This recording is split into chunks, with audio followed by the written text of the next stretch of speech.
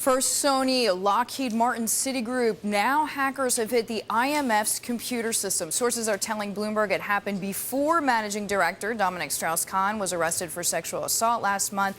And the attack involved a large amount of data. Megan Hughes is in Washington. She has the very latest on what we know. Megan. Hi, Deirdre. That's exactly right. We understand this was a serious and sophisticated breach. A person familiar with the attacks tells Bloomberg that the source is believed to be connected to a foreign government. Now, keep in mind, the Washington-based IMF approved a record $91.7 billion in emergency loans last year and provides a third of bailout packages in Europe. So a lot of valuable information at stake. An IMF spokesperson says that the fund is fully functional, but Bloomberg obtained a Wednesday email from the IMF's Jonathan Palmer alerting employees that they noticed files had been transferred and, quote, the subsequent investigation established that a fund desktop computer had been compromised and used to access some fund systems.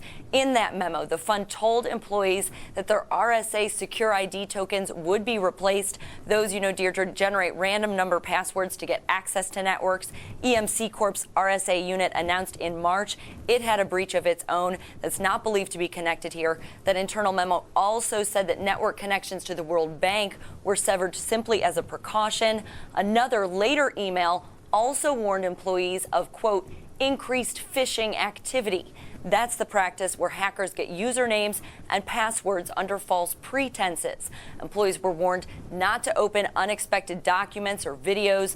The FBI has said it would increase efforts to fight cyber attacks after the string we've seen lately, though the agency isn't commenting on this case. Tom Kellerman, former cybersecurity specialist at the World Bank, says prosecution is difficult. The number one criminal priority for the FBI is cybercrime, and yet less than 1% of cyber intrusions last year were successfully prosecuted. Only 124 people went to jail last year for cybercrime, and yet there were over 150,000 known reported incidents of cybercrime in the U.S.